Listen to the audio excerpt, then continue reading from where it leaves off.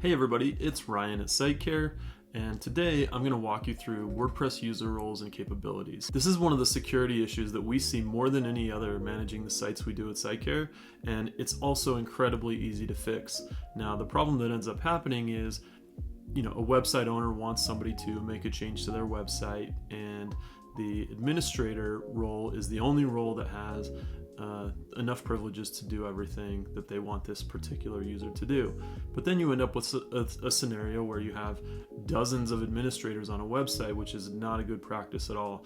In fact, you should really only have 2 to 3 admins at most who have full control over the website. Ideally, you would have 2.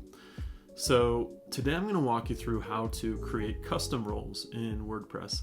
And what this is going to do is it's going to show you how to get more granular control that matches what people, the job that people need to be doing on the website.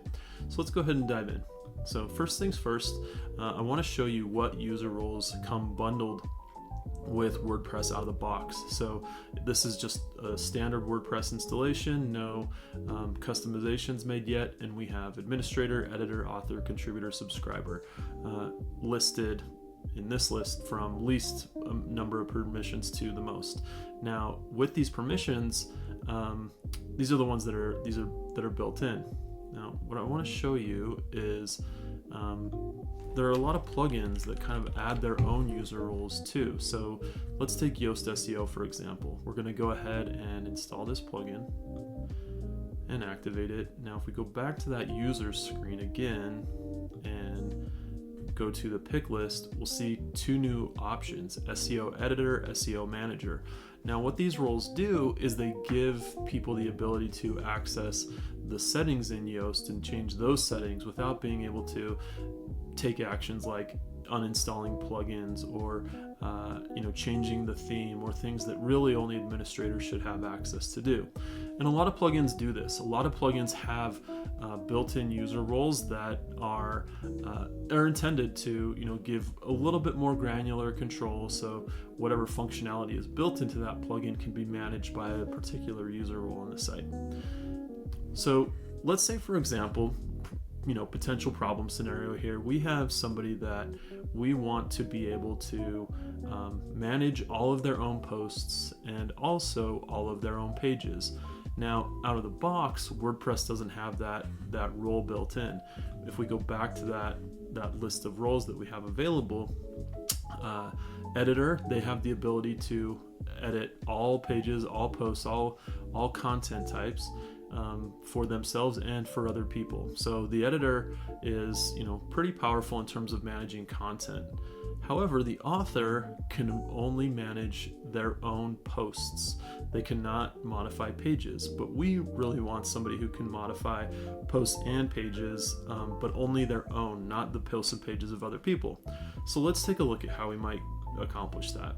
First thing we're going to do is we're going to install the user role editor plugin. So if I can spell it right here. It has the drama masks here. This is the plugin that we want to install, user role editor, and we're going to go ahead and activate it. And it gives us the ability to create custom roles with subsets of permissions and capabilities.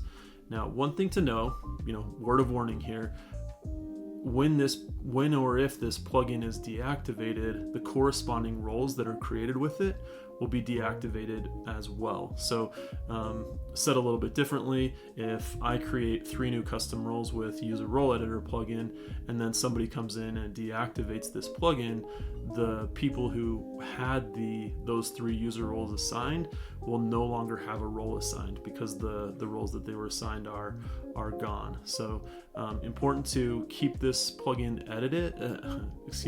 important to keep this plugin enabled if there are roles created with it. So let's go back to the situation I described, and let's create a user role that has the ability to manage all of their own posts and pages, which doesn't exist in WordPress out of the box. So we're going to go to users, user role editor, and you can see the the editor, the roles that exist are here in the pick list. What we're going to do is we're going to add a new role. So let's go ahead and just call this role producer. So for the role ID, we just want to keep that lowercase, just for cleanliness sake, and then the role name we're going to capitalize just so it matches how all of the other roles display with starting with capitals.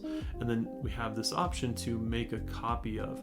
Now this is what we're going to do, is we're going to copy the author role. And you might be asking, well, why didn't you copy the editor role and then take some of the permissions away? And as a security best practice, it's always best to give the least amount of privileges possible first, and then granularly add on top of those. So we want to make a copy of author because it has fewer permissions than what we actually need. Then we can go in and make small modifications to grant additional permissions rather than taking permissions away. So let's go ahead and do that. So we're going to make a copy of the author role. Add role, and you can see that on posts we do have 5. You see the total number of permissions available and the total number granted. So right here we have 12 total permissions available, 5 are granted for posts. But for pages there are 10 available and 0 granted. So this role in the moment does not have the ability to manage their own pages. So what we're going to do is we are going to go to pages, and again, we only want them to have the ability to manage their own content, not the content of others. And the nice thing is that the capability names typically make this pretty easy to parse. So yes, we want them to be able to delete pages, but we don't want them to delete others' pages. We're going to go through, delete published pages. Again, that's their own content. Edit pages, edit private pages, and edit published pages and publish pages. We're going to take away those private page controls just for the sake of this demo. But so here we have, so now they can truly manage all of their own content, all of their own pages. So we're going to go ahead and update the role. Yes, confirm. Now let's give it a test. We'll go ahead and add a new user. We'll call the user test user, everybody's favorite name, and their email will be testuser@testuser.com. Apologies in advance if that's a real person.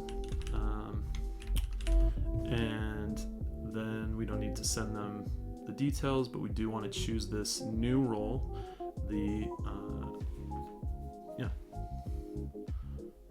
I'm going to save the password here so we can log in and check this out. So we're going to add this user, and now we're going to go ahead and log out. So you can see the interface. I lose a lot of options here when I'm logged in with this other role. That's what we want to see.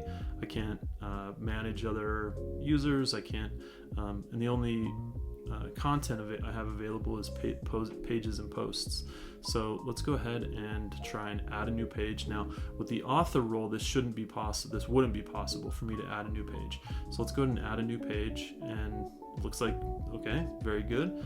I can add a new page. I populated the content. Let's go ahead and publish my new page. Everything looks good there. And now let's see if I can delete my own page since I'm the author. Sure enough, it's gone.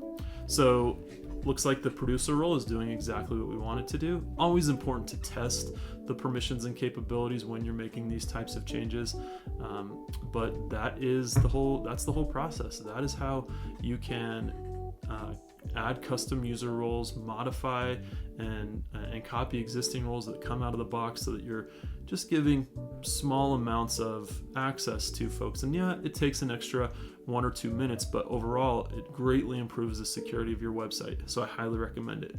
If you run into any issues with this, if you have any questions about the best way to handle this, you can always reach out to our team at sitecare.com. We'll be more than happy to help. Have a great day.